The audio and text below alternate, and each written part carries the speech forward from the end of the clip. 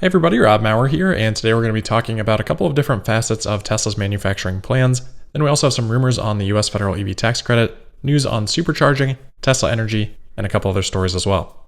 All things considered, relatively quiet day in the markets today, the Nasdaq finishing down less than 0.1%, Tesla finishing up less than 0.1% to $691.62 on one of the lowest volume trading days for Tesla in the last month and a half. All right, we're going to start off here with Tesla's production plans, specifically talking about casting. This is something that was brought up on the live stream on Friday last week, because last week, IDRA Group, the company that makes the Giga Press for Tesla, released a couple of videos, maybe 45 minutes in total, sharing some more details on the Giga Press. I will put a link to those down in the show notes if you want to watch those full videos, definitely pretty interesting. But the key point here was IDRA disclosing the order numbers for Giga Presses that they've received so far. Now, we don't know for sure that these are all from Tesla, but it does seem very likely. We don't, or at least I don't know of anyone else using the Giga Press casting technology yet. So my best guess is this is all Tesla. IDRA says that so far they've shipped and installed 2 Giga Presses, but most importantly, that they have orders for 9 Giga Presses to be delivered in 2021. Now, we have known for a while that Tesla has plans for a lot of these machines. We had seen previously in Giga Berlin application documents that Tesla intends to have 8 of them in Giga Berlin. But I don't think we've ever had a specific number and timeline tied together like IDRA is doing here. So this is interesting when we consider production rates. We had seen previously in a Fremont drone flyover that the Giga Press at Fremont, cycle time there was about 184 seconds or so. At 100% uptime, which would never happen, but just so we can annualize this, that would be about $170,000 per year per casting machine, assuming cycle time didn't continue to improve with these new iterations of these machines. At this point in time, not all of Tesla's production utilizes a single rear piece casting. It's really just the Model Y right now. But with those 2 Giga Press casting machines and then the stamping process for the rest of Tesla's production, Tesla in their Q4 earnings report stated their current production capacity at just over 1 million vehicles. So if Tesla is then going out and buying 9 more of these casting machines, and each of them can do, at maximum capacity, 170,000 per year, well, 9 times 170,000 is just over 1.5 million vehicles. So Tesla could be looking to add that much capacity in addition to the 1 million that they already have from the equipment that they apparently intend to have delivered this year. Again, these machines are going to need some downtime just for normal maintenance and things like that, so discount that however you want. Maybe 85% is a fair uptime estimate, something in that ballpark. Then maybe these 9 Giga Presses are actually able to produce about 1.3 million vehicles worth of parts for the year. Interestingly, that lines up pretty well with what we have heard Tesla say about their own internal battery production targets for next year. At Battery Day, they said 100 gigawatt hours is their goal for 2022. If you assume that all goes to vehicles, which it may not, but just for simplicity's sake, and we assume, let's say 65 kilowatt hour average battery pack, that's enough for about 1.5 million vehicles. At 75 kilowatt hours, that'd be enough for about 1.3 million cars. So that seems to be right in the ballpark of the production capacity for these 9 Giga Press machines. And remember, this could be all additional capacity beyond the production capacity that Tesla has now of just over 1 million vehicles. Furthermore, in this IDRA video, after they mention those 9 orders, they say, quote, "And we hope that more orders might come soon," end quote. So potentially very exciting news here, and of course this comes on top of IDRA Group confirming that they had received an order for an 8,000 ton Giga Press in March, which almost certainly is for the Cybertruck and likely counted among these 9 orders. Through the rest of the video, not the entirety of it, but a good portion of it, they walked through a number of the advantages of casting versus stamping. Obviously, we've talked about some of those things, but they talked about the cost savings. They noted specifically 20% less energy consumption for the casting process versus stamping, noted that it offers more stiffness in the frame, and specifically a better yield, which I had seen noted by Tesla Q. There was some article or something assessing Tesla's yield on the casting, saying it was only like 10%. Obviously, that's not the case with how Tesla's production has come out. I didn't really deem it worthy of discussing on the podcast, but a couple of people had asked about it, so specifically because IDRA mentioned high yields here, I wanted to at least throw that in as well. So the 9 machines, very exciting. The caveat here would be that Tesla does intend to eventually do more than just the single rear piece casting. I believe Tesla's working towards that single rear piece, then a single front piece, as well as a cast piece for the structural integrated battery between the 2. But I'm not sure how far along Tesla is on that process. So if these are all for a single rear piece underbody, then that could be that 1.3, 1.5 million sort of number. But if this is a combination of rear, front, and structural battery, then maybe that's only, 400,000 to 500,000. So if anyone feels like they have particular insight into that, I definitely welcome some feedback and some thoughts on that in the comments today. All right, next here we have a couple of battery manufacturing related updates to Giga Texas. The first coming from a drone flyover video by Jeff Roberts, who noticed that Tesla has started grading the land area where Jeff believes Tesla will be putting their battery cathode production plans based on some plans that Jeff has been shown. So cathode production is part of the production plant that Tesla has operating in Fremont right now. Exciting to see them now start that project in Texas as well. Coincidentally, this video is also speculating that maybe this drone flyover captured the 8,000-ton Giga Press. I think it's probably too early for that, and I also think what's shown here is probably too small. So this could be a Giga Press for a Model Y or some other equipment, if not the 8,000-ton version, which is definitely up for debate. Separately here, Teslarati is reporting that Sauer Essig Engineering has planned to establish a facility near Gigafactory, Texas, about 80 miles away.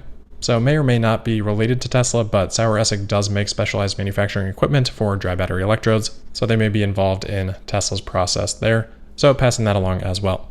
Alright, next up here, let's talk about the US federal EV tax credit. Of course, we had previously discussed Biden's infrastructure plan, which proposes $174 billion allocated for electric vehicles. That's the headline, and then of course throughout the plan there are other areas of funding which may be pertinent to Tesla as well, such as clean manufacturing.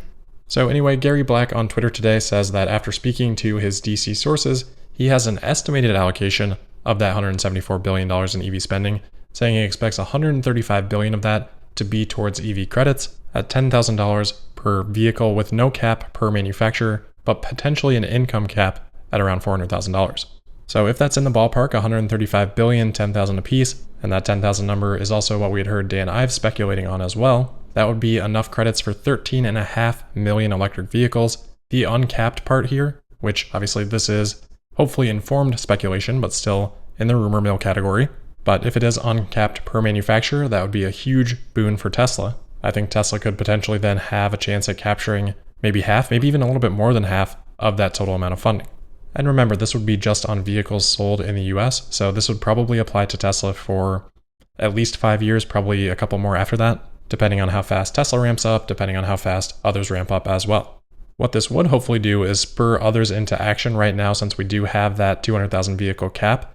That just sits there until a manufacturer hits 200,000, so there's no real time incentive, versus this pool, if it is, 13.5 million credits of 10,000 apiece, well, when Tesla takes one, that takes it away from someone else. So there's an incentive to get vehicles out while that credit still exists.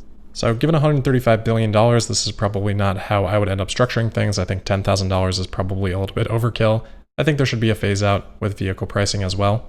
The US probably not optimizing the ROI on this investment with this plan, but I think for Tesla there could be far worse outcomes. And if there is no manufacturer cap or no stipulations around something like unionization, for example, I think it's tough to see anyway that this would not be a positive for Tesla, even if there are potentially better structures.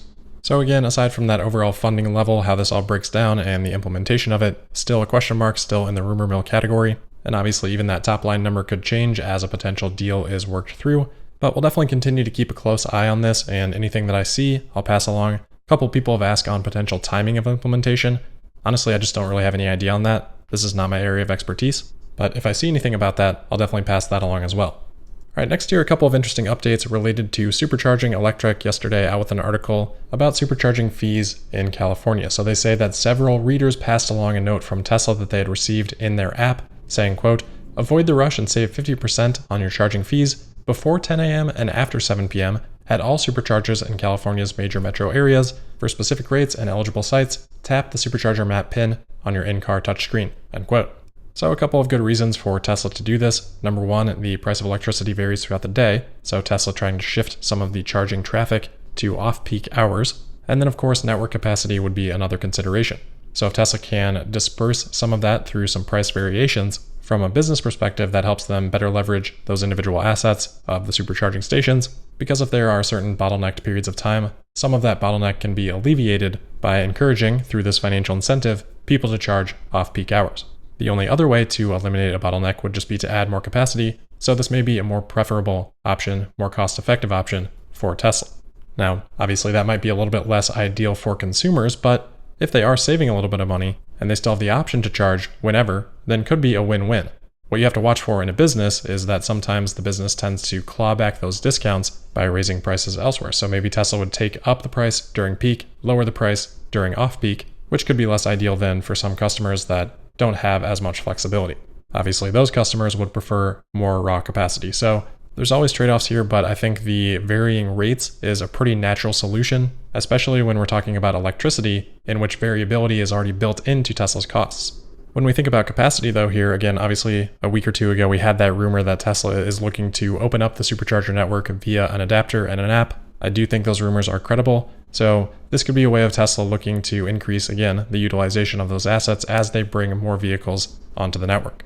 It's also worth noting that Tesla is continuing to rapidly expand the supercharger network, so that's not to diminish their efforts there. Just in the last couple of days, we've heard about huge projects for Tesla in California. First would be an expansion of the Harris Ranch supercharger from 18 to over 100 stalls on site. That'd be the world's largest by a fair amount. And then, of course, a couple of days ago, Elon also was tweeting about the Santa Monica supercharger coming soon, and they're going to have the 50s diner there, movie clips playing, etc. When Tesla does report Q1 earnings, we'll get a look at how the supercharger network expansion has progressed over the last quarter. All right, next here we've got a quick story on Tesla Energy. Electrek spotted this today, but this is actually from a couple weeks back. Swell Energy, who has worked with Tesla on virtual power plant projects before, is now doing a very small-scale virtual power plant in Queens, New York. So this is going to be 300 homes. It's going to be 500 kilowatts of power. So super small, but big enough to collect some data and use it as a proof of concept for further expansion, whether that's in New York or elsewhere. All right, last couple of things for today. GM today announced that they will be producing an all-electric full-size Chevy Silverado pickup, which they say will be designed from the ground up as an EV using their Ultium battery platform, and they estimate the range will come in at more than 400 miles. Sounds nice, but GM did not say when this will go into production. According to CNBC, industry analysts expect it to be sometime late next year, but I'll certainly be surprised if that ends up being the case. Quick update here on SpaceX. SpaceX is scheduled tomorrow to launch another round of 60 Starlink satellites. That's tomorrow, April 7th at 12:34 p.m. Eastern Daylight Time or 4:34 p.m. UTC. Lastly, quick thank you to all of you that followed up on the announcement at the end of yesterday's episode. Really appreciate all those emails. It's going to take me a while to get through them. I'll try to get through as many as I can. It may not be to every single one, but just wanted to say thank you. Really appreciate those of you that have reached out.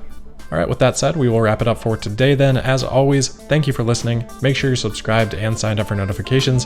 You can also find me on Twitter at Tesla Podcast, and I'll see you tomorrow for the Wednesday, April 7th episode of Tesla Daily. Thank you.